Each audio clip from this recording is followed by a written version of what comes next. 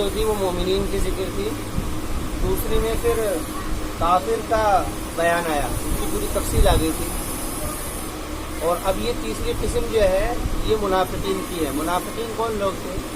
یہود اور نصارہ میں سے کچھ لوگ، اور انہی کے ساتھ میں مدینے کے اندر جو مدینے کے میں قبیلے رہتے تھے، اوس اور خزرج، دو قبیلے رہتے تھے، ان میں کے بھی کچھ لوگ ان کے ساتھ تھے۔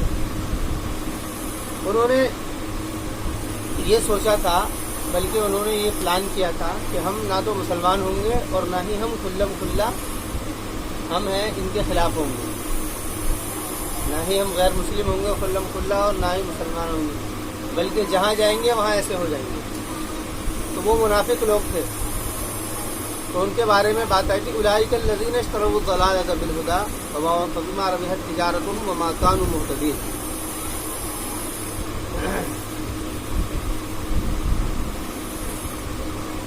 تو وہ لوگ ہیں جنہوں نے گمراہی کے بدلے میں، ہدایت کے بدلے میں گمراہی کو خرید لیا۔ اشترا کے بارے میں بات کی تھی کہ جب کوئی سامان کوئی خریدتا ہے تو اس کے نزدیک جو چیز خریدی جاتی ہے وہ اہمیت رکھتی ہے بمقابل اس کے جس سے خرید رہا ہے۔ ابھی تک وہ چیز اہم ہے جو پاس میں ہے، مثلا پیسے ہیں، روپیہ ہے، دینار ہے، یا کوئی سامان ہے، اب اس کے ذریعے سے وہ کوئی چیز خریدنا چاہتا ہے، تو جب وہ جس چیز کو چاہتا ہے اس ٹائم وہ اس کی نزدیک اس کی اہمیت ان رقم کی یا ان پیسے کی کم ہو جاتی ہے، کم ہو جاتی ہے، تو کم ہو جانے کی وجہ سے پھر اس کے نزدیک اہمیت اس کی بڑھ جاتی ہے جس کو خرید رہا ہے۔ سمجھ میں آ رہی بات؟ یہ نہیں، تو اس لیے اللہ رب العزت نے یہاں پر اشترا کا لفظ یہاں پر استعمال کیا گیا ہے، اشترا کا، اولئک الذین، یعنی کہ گویا کہ ان کے نزدیک گمراہی کے ہدایت کے بدلے میں گمراہی کی اہمیت بڑھ گئی۔ اور وہ خریدا کیسے انہوں نے؟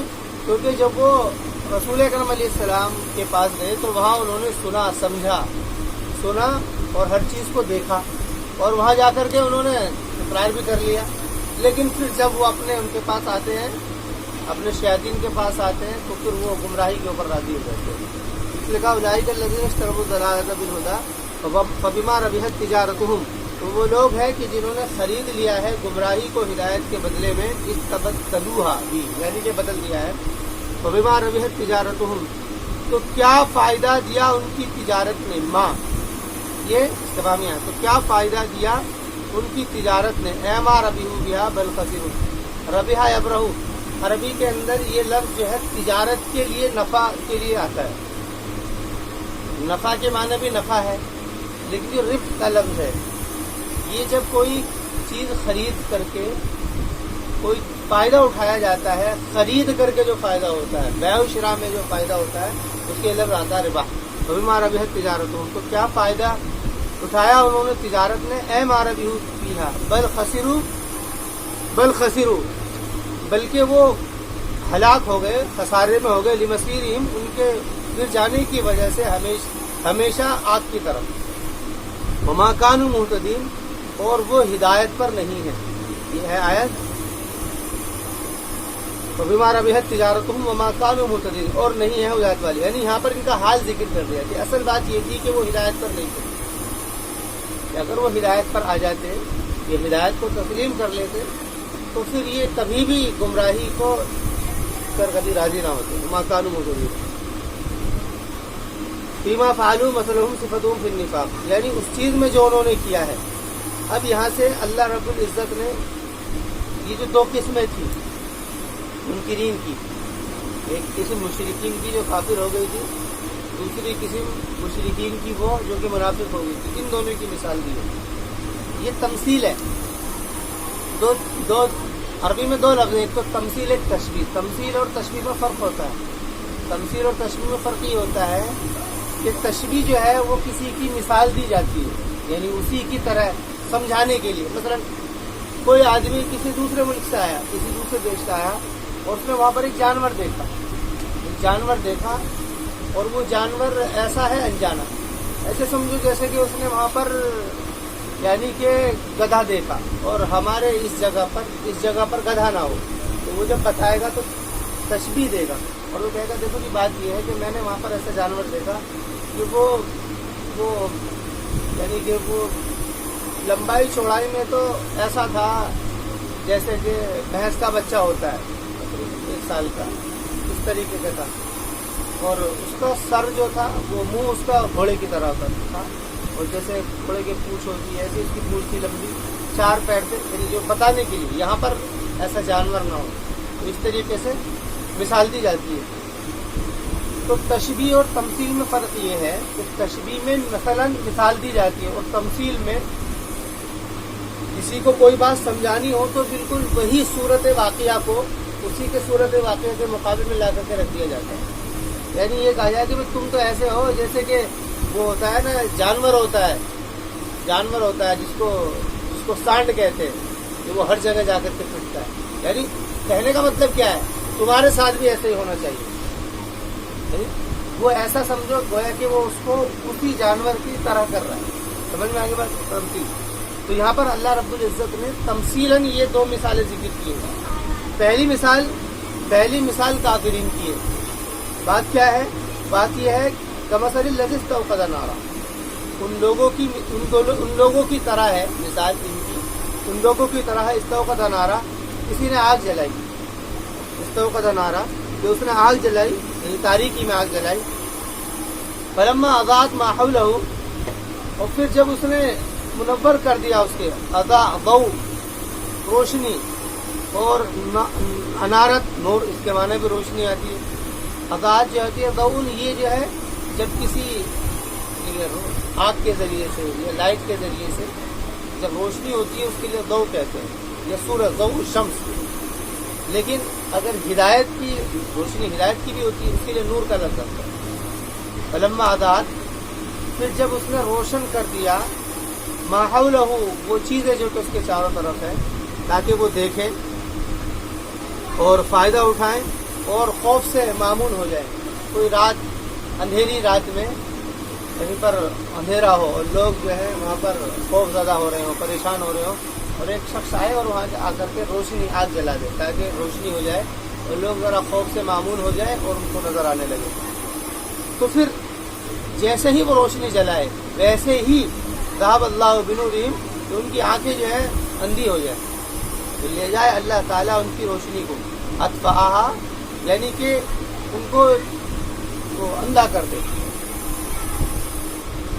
اور ضمیر جو جمع کی ہے یہاں پر الذی کے معنی کی رعایت کے لیے ہے، یعنی بنورہم، ان کی الذی تو واحد ہے، لیکن یہاں پر یہ ہم ضمیر کا جو یہ ہم ضمیر جمع ہے اور یہ لوٹ رہی ہے الذی کی طرف، حالانکہ وہ واحد ہے۔ یہ معنی کے اعتبار سے، معنی کے اعتبار سے، یعنی وہ ایک نہیں ہے، بہت سارے معنی کے اعتبار سے۔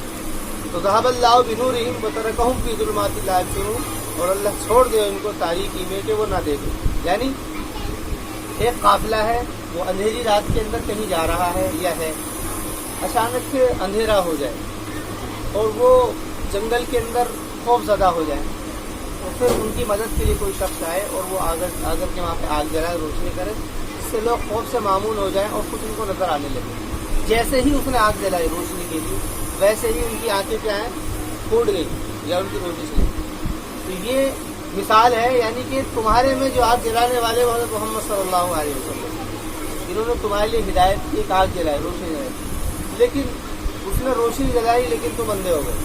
یہ کافرین کی مثال ہے، یعنی ان کافرین کو یہاں پر رکھ کر کہا ہے کہ تم بالکل ایسے ہو، یہ روشنی کی آگ، یہ روشنی جلا رہے ہیں، قرآن کی روشنی ہے، ہدایت کی روشنی ہے، لیکن تمہاری یہاں آنکھیں اندھی ہو گئی، اب تم کیا راستہ دیکھو گے؟ یعنی اب یہ تمہارے لیے ہدایت، پھر روشنی اس کے لیے فائدہ مند ہوگی جس کی آنکھیں ہوں، جس کے پاس آنکھ نہ ہو اس کے لیے روشنی کیا فائدہ مند ہوگی؟ یہ پہلی تمثیل تھی۔ دوسری ہے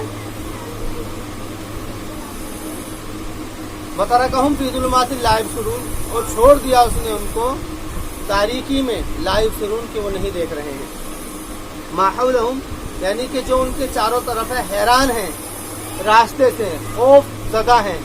بس اسی طریقے سے یہ لوگ جو کہ ایمان لے آئے، ایمان کے کلمے کو ظاہر کر کے جبکہ وہ مر جائیں گے تو آئیں گے ان کے پاس میں خوف اور عذاب، اور جب آئیں گے ان کے پاس میں خوف اور عذاب، صم بکم عمی فہم لا یرجعون، کہ یہ لوگ کیا ہیں، یعنی یہ اب ان کی مثال ایسی ہو گئی کہ یہ سم کہتے ہیں بہرے کو، سمن یعنی سن نہیں سکتے، بکمن پیر سے بالکل گنگے ہیں، اور عمیون اندھے ہیں۔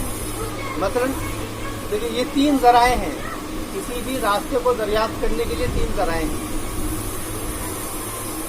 سمن بہرا، کہ کوئی راستہ بتا رہا ہو کسی کو کہ بھی تم اس طریقے سے جانا، لیکن وہ بہرا ہے، تو کیا سمجھے گا اس کی بات؟ بھائی بہرا ہے تو وہ سنے گا نہیں تو کیسے سمجھے گا؟ اور دوسرا ذریعہ ہے بول کر کے کیسے؟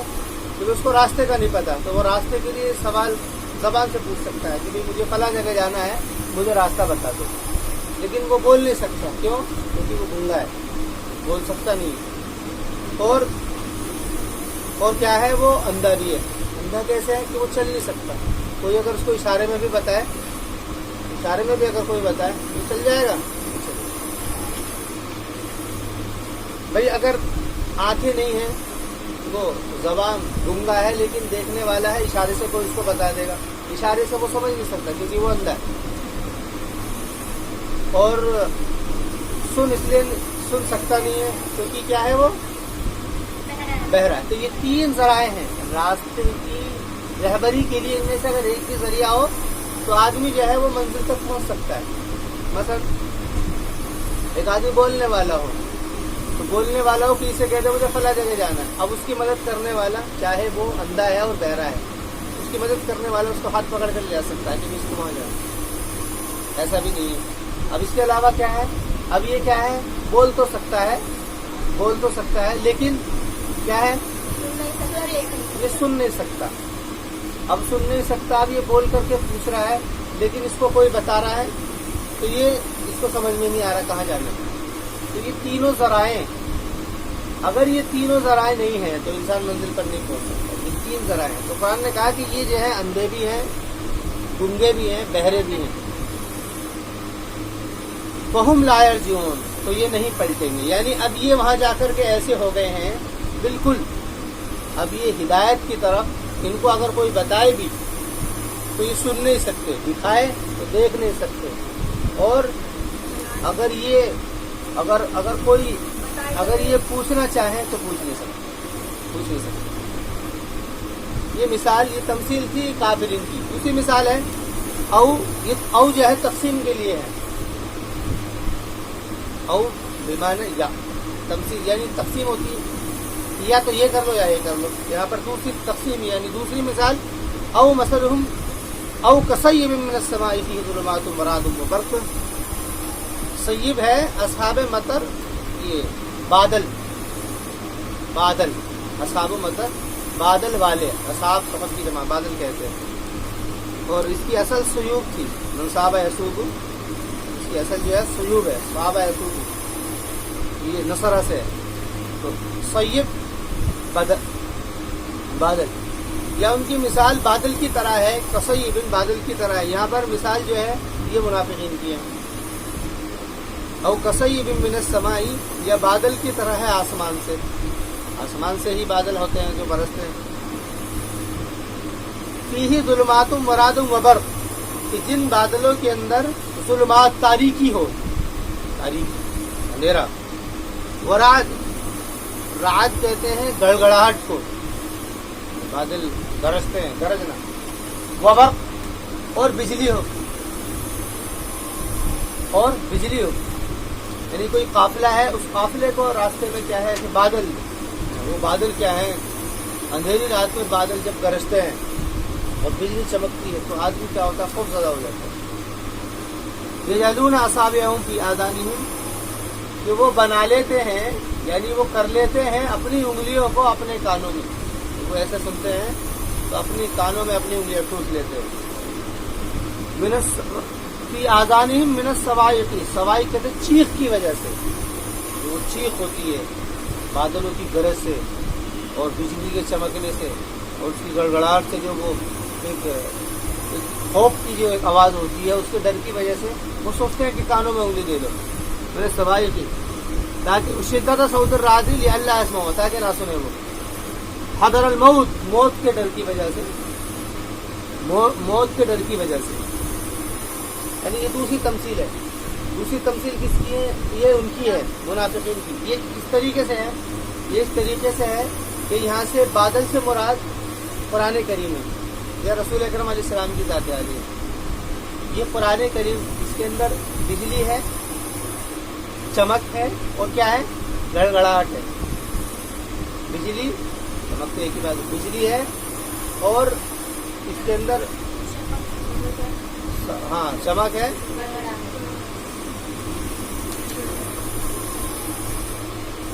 تاریکی، ظلماتم ورعدم وبرق، اندھیری ہے. کیونکہ بادل جب کالے پڑ جاتے ہیں تو ارادہ جو ہوتا ہے وہ بادلوں کا پھر اچھا نہیں ہوتا، تو بادل برستے تھے. تو اس طریقے کی کیفیت ہے.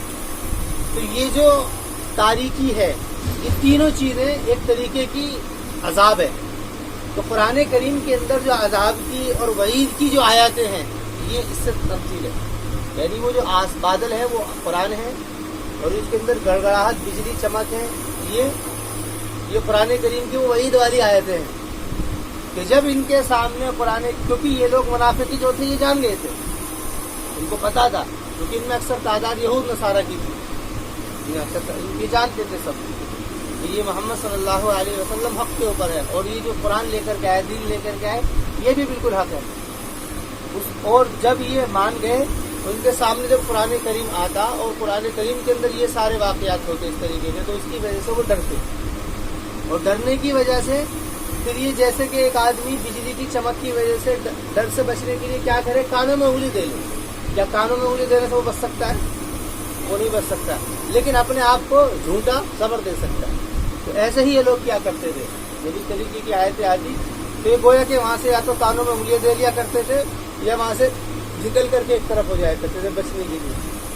یہ اسی یعنی کہ بچنا چاہتے تھے، لیکن جیسے بجلی کی چمک سے اور بادلوں سے وہ کوئی نہیں بچ سکتا ہے، ایسے ہی اللہ تعالیٰ کے قرآن کی وعیدوں سے نہیں بچ سکتے منافقین. حضر الموت اس میں لکھا ہے. اسی طریقے سے یہ لوگ ہیں جب قرآن کریم اترتا ہے اور اس میں وہ کافر ہیں اور اس میں جو کفر ہے یہ مشابہ ہے تاریکی کے اور وعید کے، اس کے اوپر چمک ہے اور حجج بینہ ہے. یعنی یہ حجج بینہ واضح دلائل، ظلمات اور رعد برق سے مراد یہ کہ وہ لوگ اپنے کانوں کو بھر دیتے ہیں تاکہ نہ سنیں، اور وہ متوجہ ہو جاتے ہیں ایمان کی طرف اور چھوڑ دیتے ہیں اپنے دین کو، اور وہ حال یہ ہے کہ ان کے پاس میں موت ہے. یعنی کہ جب ایسا ہوتا ہے تو وہ ادھر کو چڑھا جھلاتے ہیں، اور پھر اس کے بعد میں پھر یہ اسی طریقے سے ہو جاتے ہیں. واللہ محیط بالکافرین، اور اللہ فرما رہا ہے کہ اللہ تعالیٰ نے احاطہ کر رکھا ہے کافرین کا. اب یہاں سے کیونکہ یہ دونوں ہی قسم گویا کہ ایک طریقے سے کفر پر آمادہ تھی، انہوں نے انکار کر دیا. واللہ محیط بالکافرین، اور اللہ تعالیٰ احاطہ کرنے والا ہے کافرین کا. احاطہ یعنی گھراؤ. یکاد البرق یخطف ابصارہم، قریب ہے کہ بجلی اچک لے ان کی آنکھوں کو. بجلی چمک، جب بجلی تیز ہوتی ہے تو کیا اس چیز کے اوپر وہ اس کا پریشر پڑتا ہے، آنکھوں پر ہی پڑتا ہے نا. تو قریب ہے کہ بجلی ان کی آنکھوں کو چکا چوند کر، یعنی ان کی آنکھوں کو اچک لے. خطف کہتے ہیں اچکنا، نیچے سے کوئی چیز چننا، یعنی ان کی نظریں کو ختم کر دے. کلما اضاء لهم مشوا به، جب جب روشن ہوتا ہے تو وہ چلنے لگتے ہیں. یعنی جب کچھ غیب کی باتیں آتی ہیں تو کچھ ایمان کی طرف کو جھکنے لگتے ہیں. وَإِذَا أَظْلَمَ عَلَيْهِمْ قَامُوا، اور جب تاریکی ہو جاتی ہے یعنی وہ بجلی چمکنا بند ہو جاتی ہے، گڑگڑاہٹ، پھر دوبارہ کیا ہوتے ہیں، جیسے کہ وہ قافلہ کھڑا ہو جاتا ہے، تو ایسے ہی یہ لوگ ہدایت سے کھڑے ہو جاتے ہیں اور کفر کی طرف کو چلنے لگتے ہیں، کھڑے ہو جاتے ہیں. یہ تمثیل ہے قرآن کریم کے اندر جو کہ حجتیں ہیں ان کے دلوں پر، اور تصدیق کر لینا ہے اس چیز کا جس کو وہ سنتے ہیں، اور کھڑا ہو جانا یہ گویا کہ ناپسند کرنا ہے. اما اکرہم ولو شاء اللہ لذهب بسمعهم وابصارهم، اور اگر اللہ چاہتا تو یقیناً لے جاتا ان کے کان کو. اگر اللہ چاہتا ان کے کان کو لے جاتا اور ان کی آنکھوں کو لے جاتا. اللہ چاہتا ان کی کانوں کو لے جاتا اور آنکھوں کو لے جاتا. بے شک اللہ تعالیٰ ہر چیز پر قادر ہے. یعنی اگر اللہ چاہے تو جیسے کہ ان لوگوں کو کیا کر دیا تھا, اللہ بہرا گمراہ کر دیا ہے, لیکن انہوں نے کھلم کھلا انکار کیا. ان لوگوں نے کھلم کھلا انکار نہیں کیا ہے. یہ لوگ مانتے ہیں, یہ تو صرف اپنی دنیاوی مفاد کی وجہ سے. اگر یہ نہ مانتے تو پھر یہ ان وعیدوں کی آیتوں کو سن کر کے کیوں ڈرتے؟ جب آدمی گھبراتا ہے, ڈرتا ہے, تو سبھی کو جس کو کسی چیز کے اوپر یقین ہوتا ہے یا کہ بھی ایسا ہے, یہ بھی تو گھبراتا ہے. پولیس والا ہے مثلا, پولیس والے کو دیکھ کر کے آدمی حالانکہ کوئی غلطی کر رہا ہے لیکن اس کو دیکھ کر کے تھوڑا سا چھپتا ہے یا بچنے کی کوشش کرتا ہے, حالانکہ وہ گڑبڑ پر ہے. وہ کیوں کر رہا ہے؟ کیونکہ وہ اس کو خوف ہے, اس سے یہ میرے پر جرمانہ ڈالے گا. ایسے ہی یہ لوگ جو ہیں ان کے اندر یہ مانتے تو ان کو پتہ تو ہے, ان کو پتہ ہے یہ بات, لیکن اللہ فرماتا ہے کہ ان کے اس عمل کی وجہ سے ہم بھی ان کو ایسا کر سکتے ہیں. یہ بھی بالکل ان کو اندھا بہرا گنگا کر دے کہ یہ بھی کوئی چیز سن نہ سکے, لیکن ایسا کیا نہیں ہے. ان اللہ علی کل شیء قدیر, کہ اللہ تعالیٰ ہر چیز پر قادر ہے.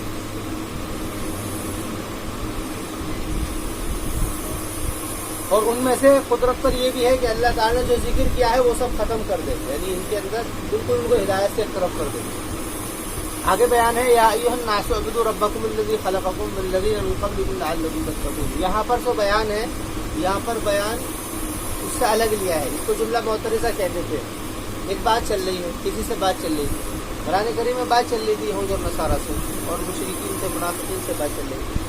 اب ان سے بات چلتے چلتے تھوڑا سا التفات دوسری طرف کو ہو گیا. یہاں سے التفات ہوا ہے مدینے والوں پر.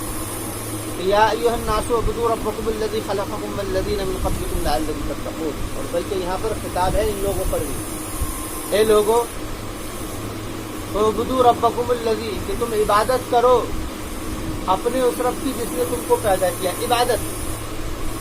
عبادت کہتے ہیں پرستش اور اطاعت کو. پرستش اور اطاعت, عبادت کے معنی پرستش اور اطاعت جس کے اندر جمع ہو اس کو عبادت کہتے ہیں. پرستش اور عبادت اور اطاعت. پرستش کہتے ہیں پوجنے کو, اور اطاعت کہتے ہیں ماننے کو, اس کا مرید ہو جانا. تو پرستش اور اطاعت جس کے اندر جمع ہوتی ہے اس کے لفظ آتا ہے عبادت. دوسرا لفظ ہے یہاں پر رب.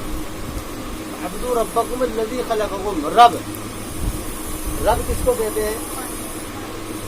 سورہ ناس ہے, قل اعوذ برب الناس ملک الناس الہ الناس. آپ کہیے کہ میں پناہ مانگتا ہوں رب الناس سے یا رب الناس کی, اور ملک الناس لوگوں کے مالک کی, اور الہ الناس لوگوں کے معبود. یہ تین صفاتیں ہیں جو سورہ ناس میں جمع کی ہیں. ان میں سے یہ پہلی ہے رب. رب کہتے ہیں پالنے والے کو. رب کہتے ہیں پالنے والا, مصیبت اور پریشانی میں ہر حال میں خیال رکھنے والا. مصیبت اور پریشانی میں ہر حال میں خیال رکھنے والا. ماں کے پیٹ کے اندر بچہ جب کشمکش کی حالت میں ہوتا ہے اس کو پالنے والا. دنیا میں جب آدمی مصیبت میں آ جائے تو پالنے کے معنی میں آتا ہے. تو آپ ان سے, اے لوگوں تم عبادت کیجیے اپنے اس رب کی جس نے تم کو پیدا کیا, جس نے تم کو پیدا کیا. والذین من قبلکم لعلکم تتقون. اور ان لوگوں کو بھی پیدا کیا ہے جو تم سے پہلے تھے. یہ بات اس لیے کہی گئی ہے کیونکہ ان کے یہاں پر آباء و اجداد کی پیروی اور آباء و اجداد کے مطابق چلنا یہ ان کے نزدیک بڑا اہمیت کا حامل تھا. یہ اپنے آباء و اجداد کی تقلید یا ان کے خلاف نہیں چلتے تھے.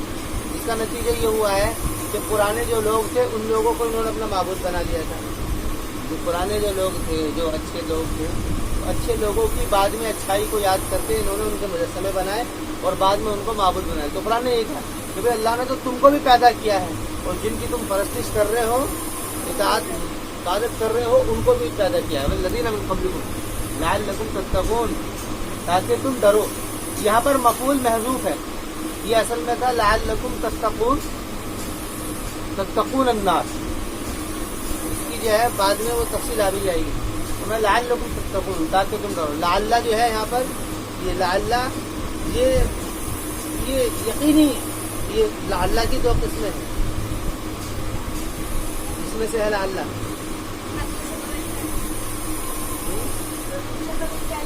اللہ تو لعلکم تتقون تاکہ تم ڈرو.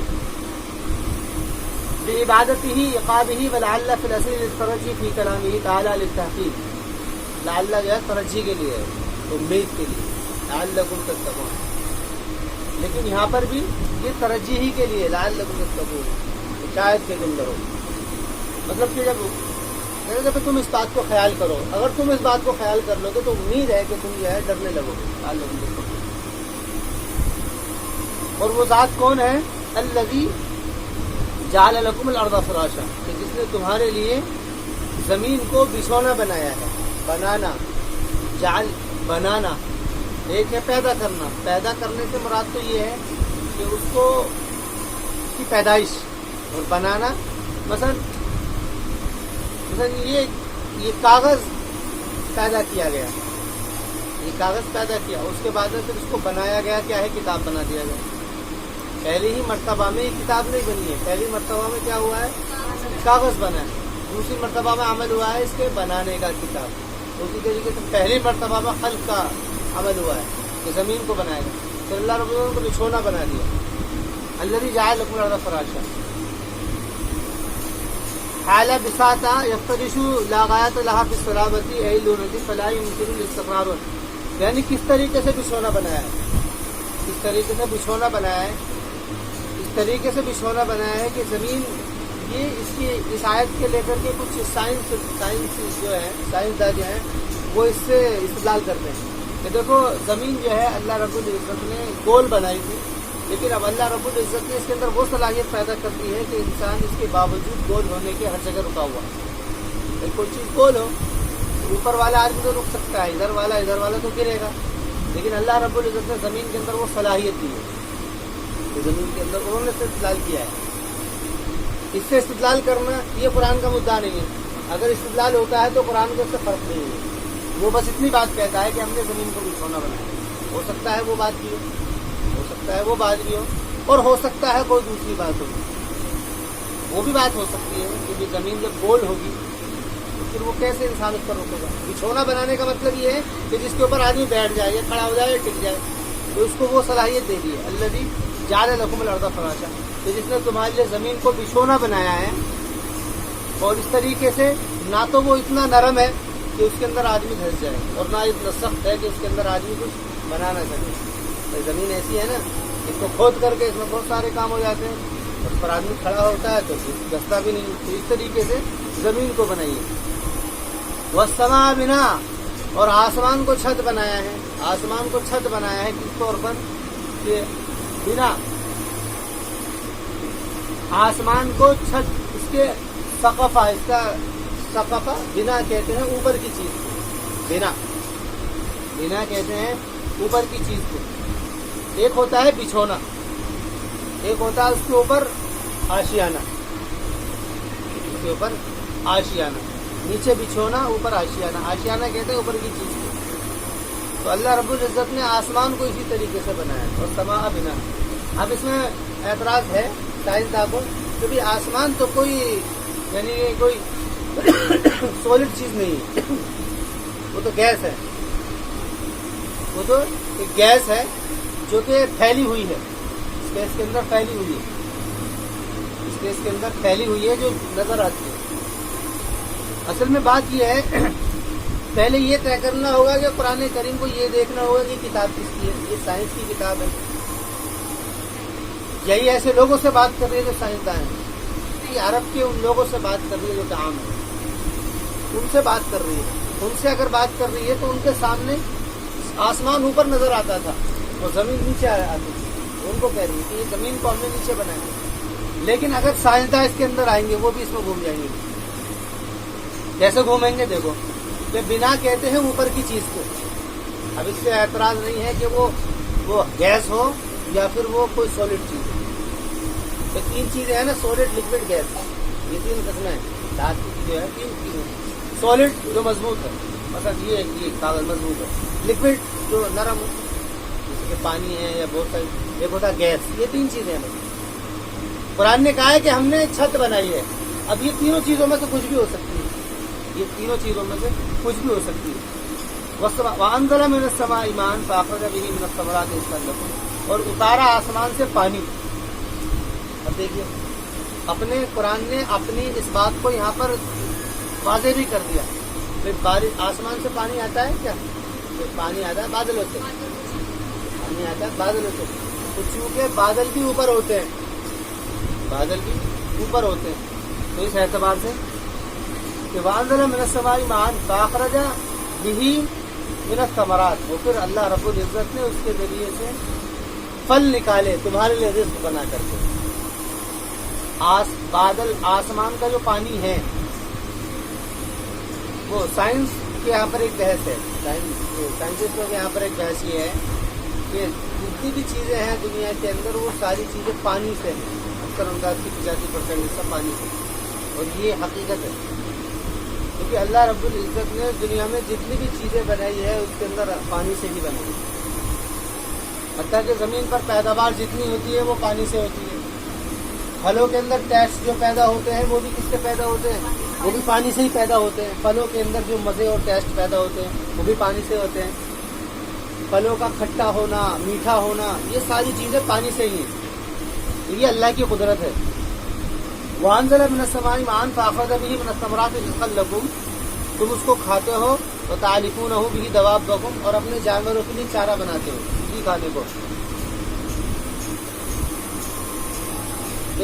گیہوں ہے, گیہوں میں جو کھانے کی چیز ہے وہ تمہارے لیے بنائی ہے, اور جو اس کی حفاظت کر رہی ہے اس کے لیے اسے کیا ہے, جانوروں کا کھانا بناتے ہیں.